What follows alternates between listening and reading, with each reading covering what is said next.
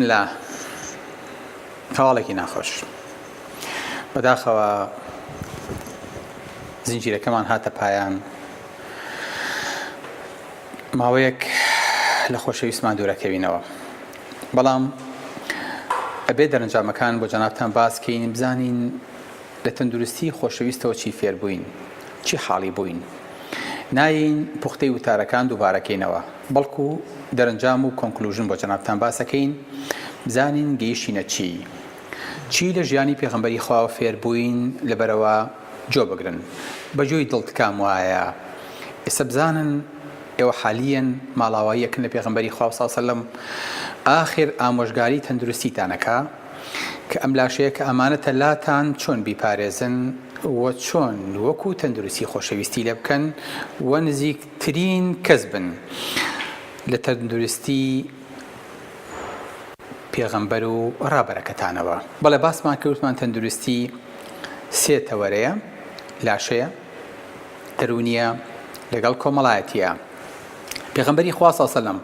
لێرانەیە لە چوا بینیمانەوە لە میثالیە نەبوو نەخێر تەندروستی پێغەمبەری خوا صلی الله علیه وسلم تەندروستیەکی ئەرێنی بوو ڕاحاڵی بووین کە پێغەمبەری خوا صلی الله علیه وسلم سەری یەشاوە قاچی یەشاوە نەخۆش کەوتووە دانیشتووە بۆ نوێژەکانی هەستاوەتەوە دواتریش ئەلحەمدوللا ئینسانێکی سەلامەت بۆ لە ئەخیرا ئەمەش پێوتێ تەندروستیەکی ئیجابی واتە ئەمەیە کە ئێستا ئێمە هەوڵی بۆ ئەدەین ئەمانەیە بگەینە ئەم ئاستە وەگەرنا لەسەر و ئەمەوە تەندروستی میثالی هەیە کە تەنها لە بەهەشتا دەسەکەوێت و ئینسان لە دنیاە پێی ناگا هەموو ئەو بەحسانی کە هەن لە طبا هەموو ئەوانەی کە من و تۆ جویان بۆ هەڵەخەین ڕای جیاوازیان هەیە لەبارەی تەندروستیەوە ئەو پێتەڵێ ئەو خواردنە بخۆ هەتاوای لێکن سێژەمە ئەبێ بۆ خواردنە ئەو پێڵێ نەیخۆی فڵان زەرری هەیە ئەو پێتەڵێ ئاوا بخەوە ئەو پێت نا ئێمە لە تەندروستی خۆشەویستە وا فێرە بین کە ڕێنماییەکانمان ثابتە نەگۆڕە بە یەک شێوە هاتووە بەحەز نایگۆڕێ پێشکەوتنی طبی نایگۆڕێ گۆڕانکاریەکانی سەردەم تەکنۆلۆژیا هیچ گۆڕانکاریەکی بەسەرا نایەت بەڵکو بە شێوەیەکی ستاندەر ئەمێنێتەوە لە ئاستێکی تەندروستی باڵایە تەندروستی خۆشەویست فێرمانەکە کە زیاتر خۆپارێز بین لە جیاتیەوەی کە ئەم هەموو خەستەخانەیە بۆ چارەسەر بکەینەوە ڕۆشنبیری تەندروستی بڵاوکەینەوە بۆ ئەوەی کە خەڵک تەندروستی باش بێ و خۆی پێویستی بە دکتۆر نەبێ هەر لە مناڵیەوە فێربین کە تەندروستی خۆشەویست چۆن بۆ لە شیردانەکەیەوە هەتاوەکو وەفاتەکەی بۆ ئەوەی کە تەنمان بە دروست بمێنێتەوە کە پێوترێ تەندروستی بەڵێ فێرمانەکات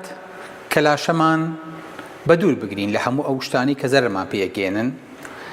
لە خواردنمانەوە لە خواردنەوەمانەوە لە خەفەت خواردنمانەوە لە نزیککردنەوەمان لە حرام هەموو ئەمانە ئەبێت علامەتێکی سوور و قردێلەیەکی بە دەورەوە بێ بۆ ئەوەی کە نەتوانین نزیکی بینەوە ئەگەر نزیکیش بینەوە بە حەزەرەوە دەستی بۆ بەرین فێرمانەکە خۆشەویستی پێغەمبەری خوا صلی الله علیه وسلم کە تەندروستیمان لاشەمان قەڵەو نەبێ جسممان جسمێکی ڕێک بێ ئێسکی سنگ و ئێسکی حەوزمان لێک ئاستا بێ ورگمان دەرنەپەڕی بێ خواردنمان منتەزەم بێ بتوانین پارێزگاری لەسەر کوالیتی خواردن کەین و لەسەر خاوێنی و لەسەر هەڵگرتنی خواردن و زۆر کات ئەم لاشەیە بە ڕۆژووبوون بەسەربەری نەک لە کاتی ڕەمەزانە تەنها بەڵکو دووشەمان و پێنجشەمان و کاتەکانی تری سونەتی پێغەمبەری خوا صلی الله علیه وسلم زیندووکەینەوە شلەمەنی زۆر بخۆین تەندروستی خۆشەویست فێرمانەکە وەسەط بین مام ناوەند بین خۆمان لە برسانە کوژین و خۆشمان لە تێریە دووبارە نەکوژین چونکە هەردووکیان هەر خۆکوشتنە خۆشەویستی پێغەمبەری خوا صلی الله علیه وسلم فێرمانەکە کە بخەوین و دواتر هەستین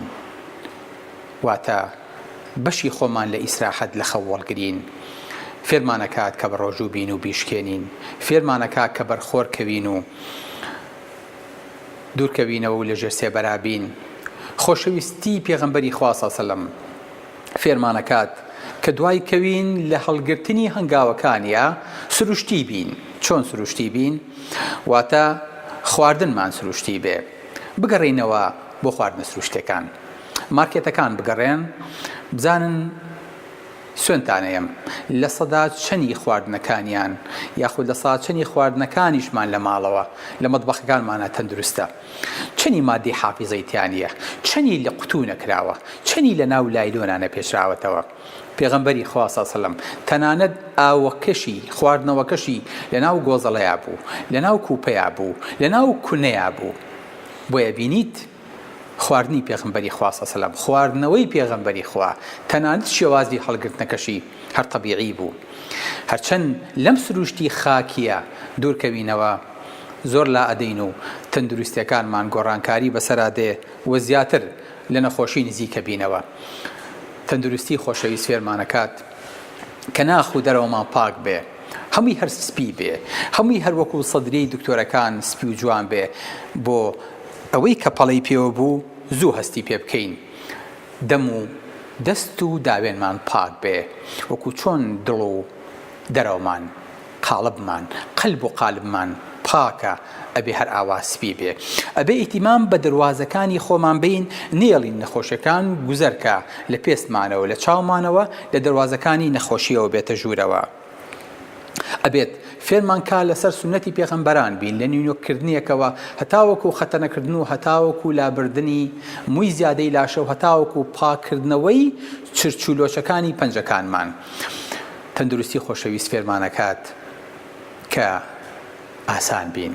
سەهل بین بە دوای عنعنە و فەنفەنە و قەنەفە و دانیشتنی سەر کورسیانە گەڕین لە هەر شوێنێکە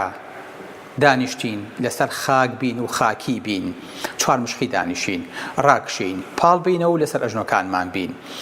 تەندروستی خۆشەویست فێرمانەکات زۆرترین کات لە دانیشتنی کورسی دوورکەوینەوە تەنانەت لە کاتی ئیش و کار و دەوامی دایرە کاشمانە تەندروستی خۆشەویست فێرمانەکات لە قیمە و لووتکەیە بین لە جوڵەیە پێغەمبەری خوا صلی الله علیه و سلم کەمترین کات دانیشتووە یا لە نوێژا بووە یا لە جوڵەیە بووە یا لە جیهادا بووە یا لە دەعوەیە بووە یا لە شاخڕەویە بووە یا لە ئەسب سواریا بووە یا لە تیرهاوێژیە بووە یا لە مەلەوانیە یا لە پێش بڕکی ڕاکردنە پێغەمبەری خوا صلی الله علیه و سلم کەمترین کات لاشەی ئیسراحەت پێداوە ئەگەر ژیانی دابشکەی بەسەر غەزاکانیە هەر 6 مانگ جارێ دەرچوونێکی بەرەکەوێ واتە پێغەمبەری خوا صلی الله علیه و سلم کەمترین ئیسراحەتی هەبووە وەکو لاشەی کەمترین پاڵدانەوەشی هەبووە بەڵێ خەوی پێغەمبەری خوا صلی الله علیه و سلم خەوێکی ئەو پەڕی فیتری بووە لەگەڵ باڵندەکانە نووست و لەگەڵ باڵندەکانە هەستاوە دوای نوێژی خەوتنان پێغەمبەری خوا صلی الله علیه و سلم چاوەکانی لێکناوە و نووستووە لەو پەڕی تاریکیە هیچ جۆرە ڕووناکیەک و هیچ جۆرە شەپۆلێکی مۆبایل ئیزعاجی نەکردووە پێغەمبەری خوا صلی الله علیه و سلم بە 3 قۆناغ خەوتووە دوی لە شەوە دانەیەکی لە ڕۆژا کە پێوتێ خەوی قەیلولە کە تایە نووستووە لە پێش یاخود لە دوای نوێژی نیوەڕۆوە واتە خەوەکەشی بە قۆناغ بۆ پێغەمبەری خوا صلی الله علیه و سلم لەسەر دەم نەخەوتووە بە شێوەیەکی حرام نەخەوتووە بەڵکو لەسەر لای ڕاست و دەستی خستوێتە ژێر ڕوومەتی مبارەکی خۆشەویستمان فێری کردین کە تەنها بە دوعا و پارانەوە لاشە تەندروست نابێ نەک بخۆین و داوا بکەین لەخوا تەندروستیمان باش بێ نەک زۆر بخۆین و دوایی بچین بڵێن وەڵا ڕیاضی لەسەرەکەین نەک هەرتەیکەین و دوایی بچین خۆمان بڕشێنینەوە نەک بە ناچاری بخۆین و دوایی بچین حەپی زەعیبوون بخۆین خۆشەویستمان فێرمانەکە هەموو هۆکارەکانی تەندروستی بگرینە بەر دواتر دوعا بکەین و ئینجا پشت بەخوای گەورە ببەستین و داوای لێ بکەین کە لاشەمان تەندروستکە کەواتە تەندروستی لە فەراغەوە نایەت شتێکیش ئینسان تێکیدا لە لاشەیە جارێکی تر نایەتەوە شوێنی خۆی سکت کرایەوە بۆ عەمەلیاتێک نابێتەوە بەسکەکەی جاران هەر ئەندامێکی لاشە توب تەدەخولی تیا کرد نابێتەوە بە ئەندامەکەی پێشوو بۆیە وریای بن لە دەستی مەدەن و بیپارێزن نیعمەتێکی خواییە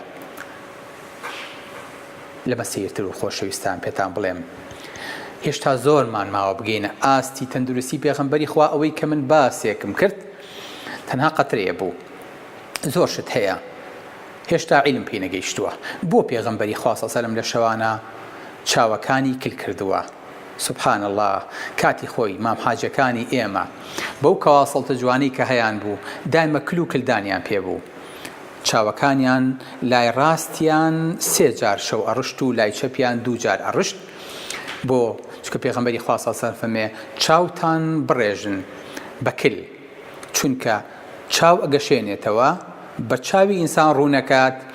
و مووی ئینسانی زیادەکە. بۆ ئێستاکەنا دەرمان دروست کراوە لە کل بۆ ئەوەی کە موو زیادکە یاخود برژانگی ئینسانی پێ بەقوت بێ. چۆن کەی بۆ عیلم چیەڵێ من نازانم، من ئەڵێم ئەمە پێغەمبەری خوا کردوێتی صلی الله عليه وسلم، کەواتە ئەمە عیلمە 10 ساڵی تر 100 ساڵی تر قەرنێکی تر دەرەکەوێت مادەم پێغەمبەری خوا صلی الله عليه وسلم کردی. ئەچینەوە سەر مەذهەبەکەی ئەبوو بەکری سەدیق کە پێیانوت محەممەدەکەت ئەڵێ ئەم شەو چوومەتە بەیت المەقدس و دوای لێەوە سەرکەوتم بۆ ئاسمانەکان نێو درۆکە نشی فەرموو ڕاستەکە، فەرمی ئین کانە قالە فەقەت صەدق، ئەگەر ئەو فەرموو بێتی ڕاستەکە. الله ئەکبەر. واتە هەر حەدیثێک هەر پەیامێک لە خۆشەویستمانەوە پێمان گەیشت زانیمان سەحیحە ئەڵێین قسەی پێغەمبەری خوا لەسەر سەر و لەسەر چاو ئەگەر ئەو فەرموو بێتی ڕاست دەکات، ئەگەریش لە دواترە بەحسە عیلمەکان پێی پێبەرن.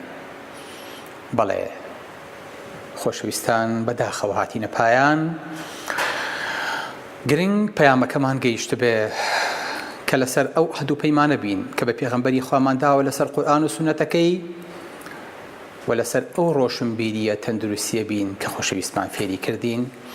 بۆ ئەوەی کە ئەم لاشەیە بە ئەمانە دووەرمان گرتووە، بە خاوێنی و بە تەندروست زۆرمان گرتووە لە خوای گەورە و بە پاکی و بە خاوێنیش هەتا قەبرەکە تەسلیمی کەینەوە. السلام علیکم ورحمة الله وبركاته.